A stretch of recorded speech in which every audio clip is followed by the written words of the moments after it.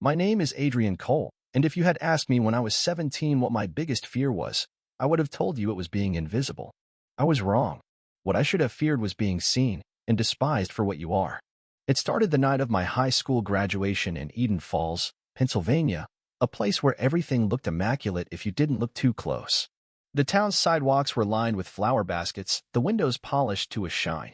Everyone knew my father, Marcus Cole, the man with the grin that never reached his eyes and a handshake like a cold iron clamp.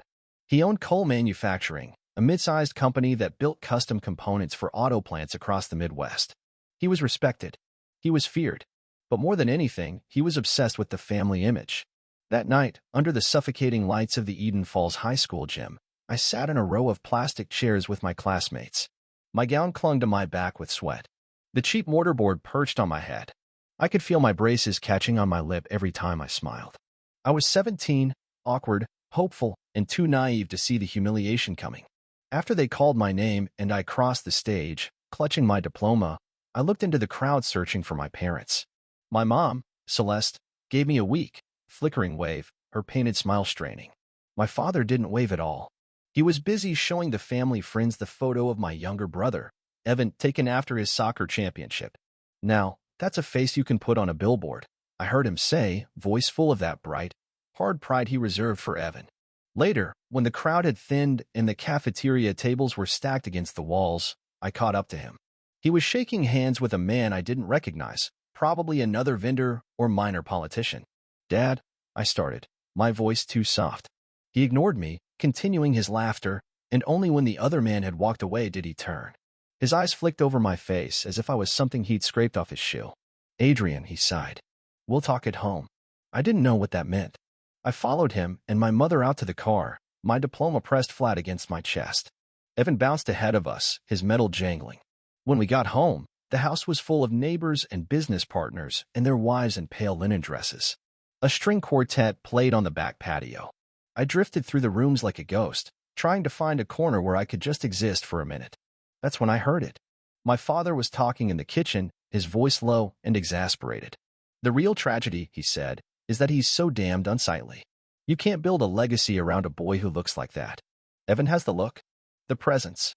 Adrian, he's a liability. He's going to drag the Cole name down." Something inside me folded in half. I stood there behind the door frame, my hand shaking so badly I thought I'd drop the diploma.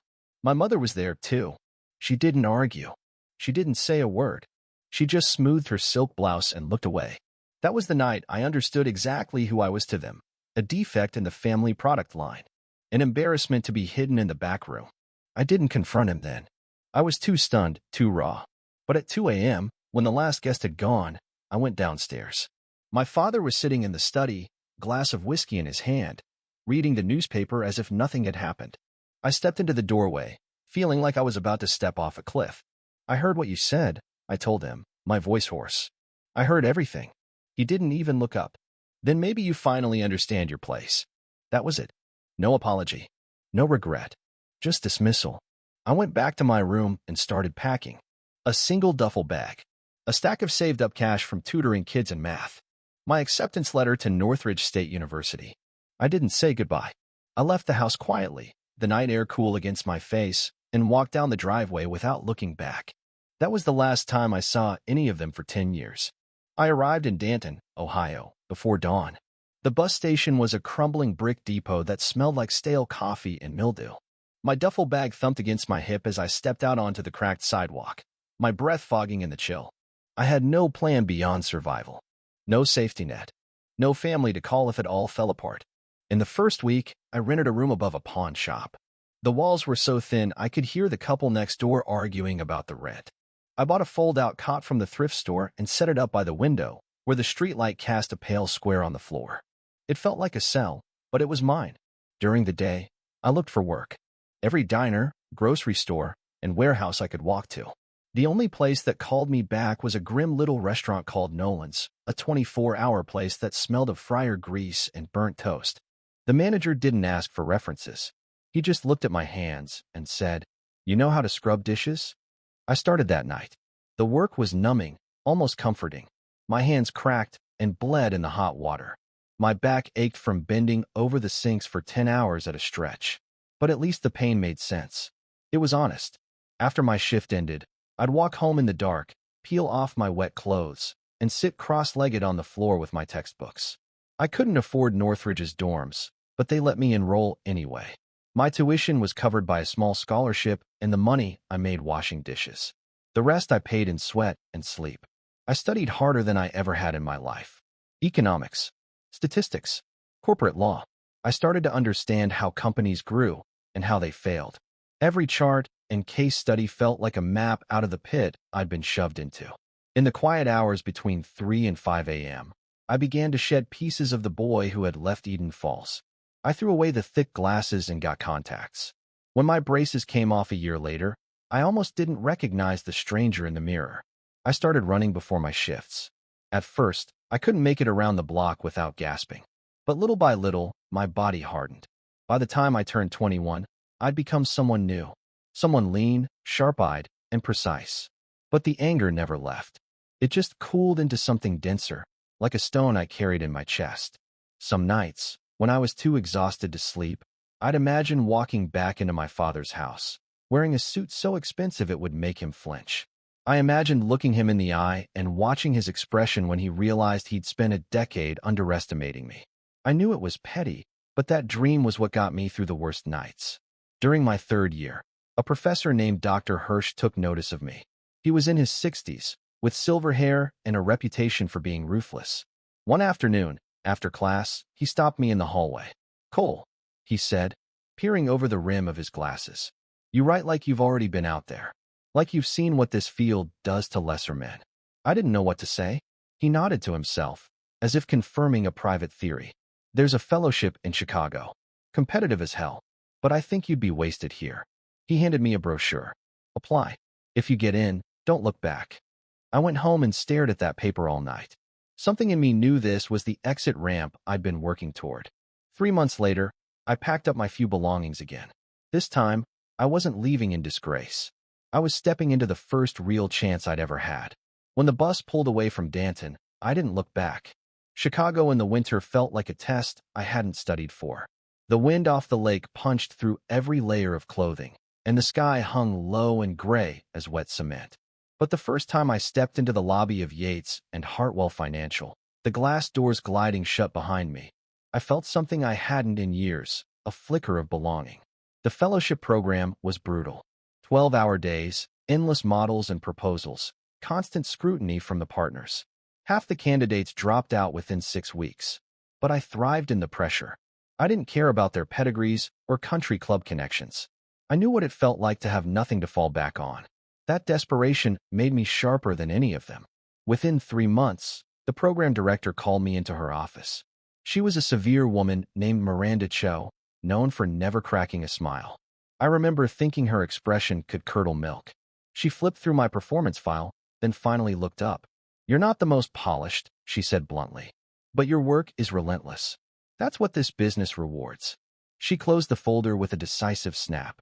"We're offering you a permanent position. Junior analyst. Don't make me regret this." I signed the contract that afternoon. For the first time in my life, I felt the ground under me solidify. I moved into a tiny studio in River North with exposed brick walls and a radiator that clanked all night. It wasn't much, but it was mine. I kept working 16-hour days, staying late after everyone else had gone. I was determined to understand every nuance of the market, every line on the quarterly reports. About a year in, my life changed again. One evening, I was still at my desk when someone cleared their throat behind me. I turned to see Malcolm Voss, one of the firm's senior partners, leaning on my cubicle wall. He was a tall, skeletal man with pale eyes that missed nothing. "I read your projections on Bexford Holdings," he said. His voice was low and flat, like a blade sliding free of a sheath.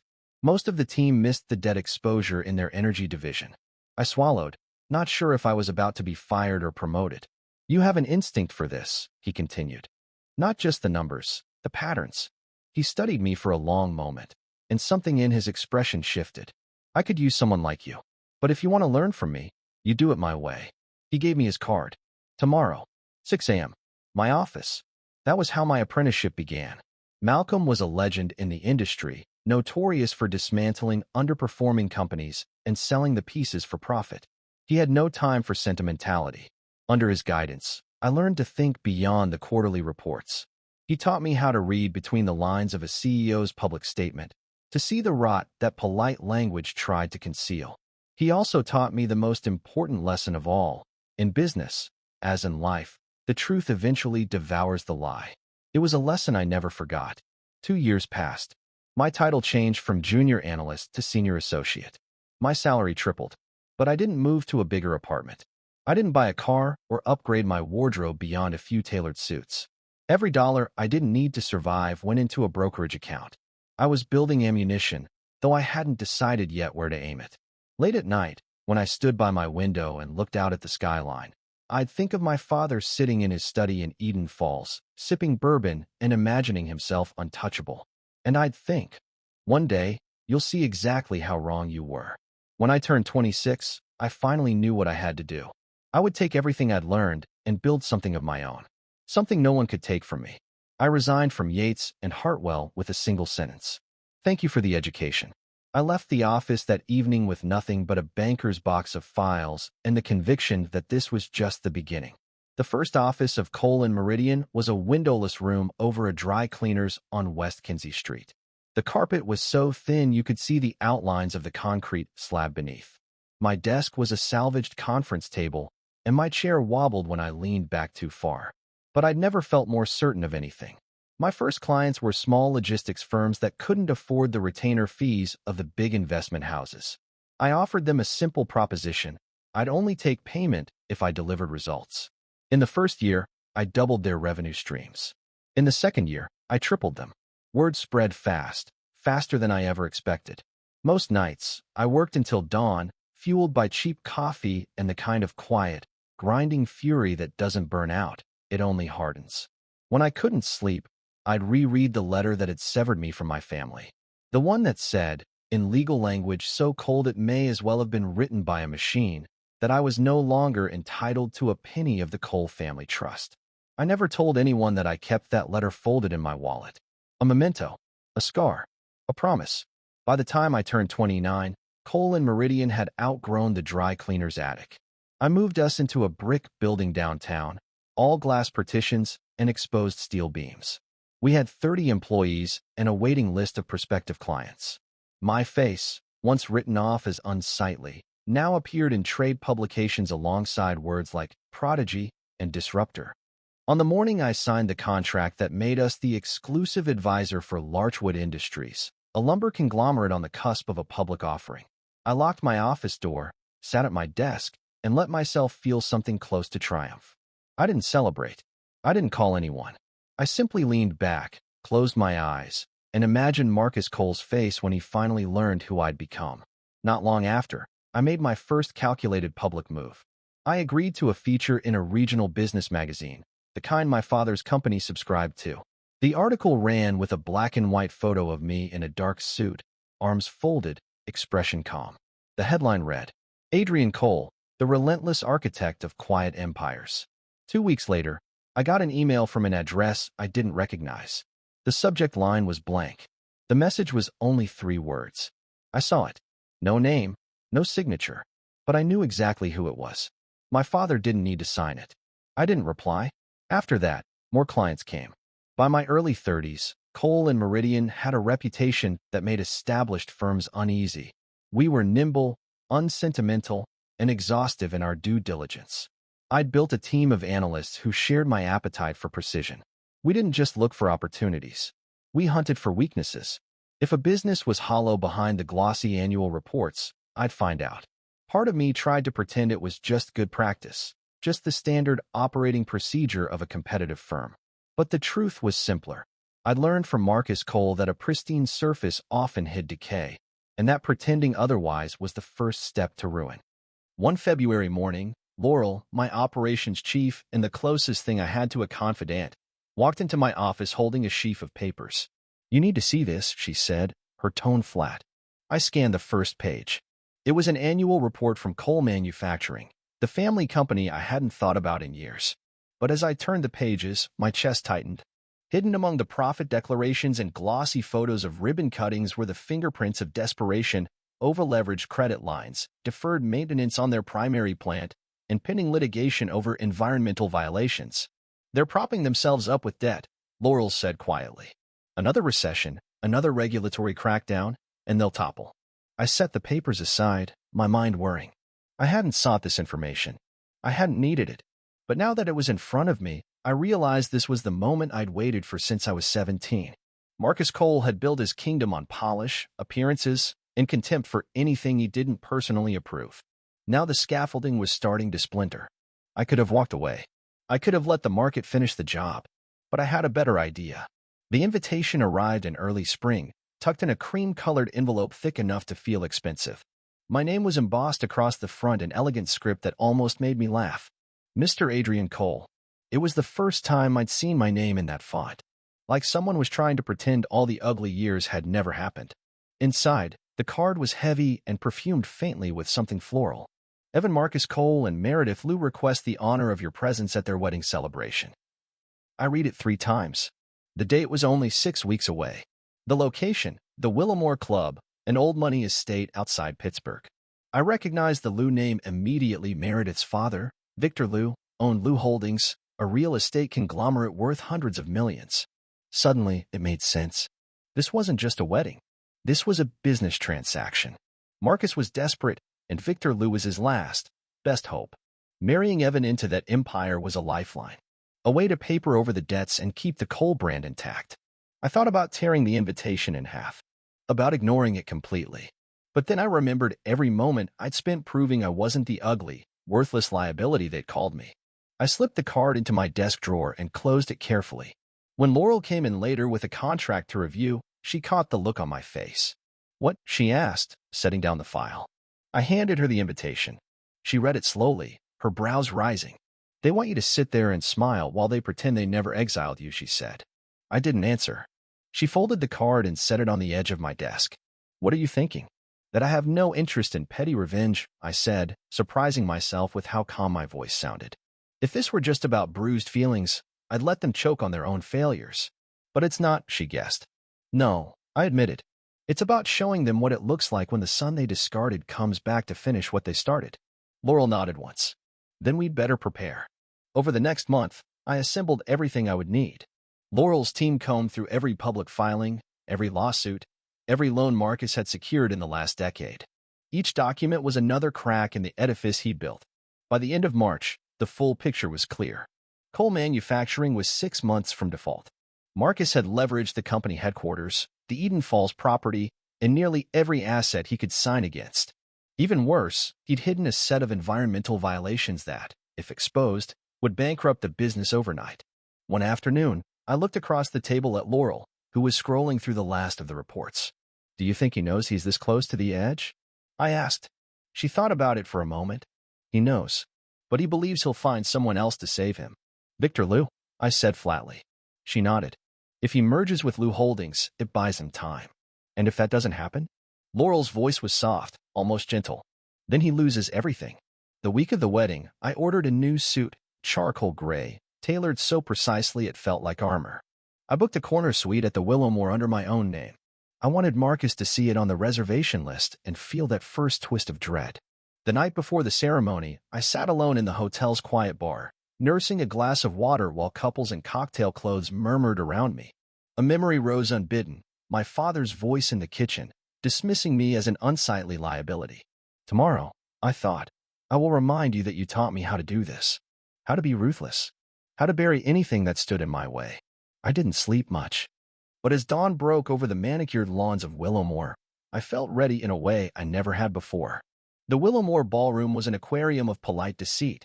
Gold tablecloths, hundreds of white orchids, and a chandelier so enormous it looked like it could crush everyone if it fell.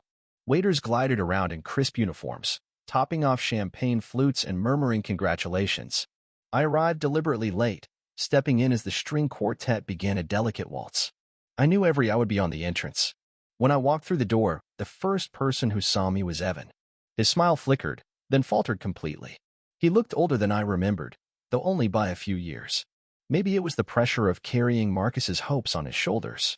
His bride, Meredith Lou, was beside him in a gown that shimmered like frost.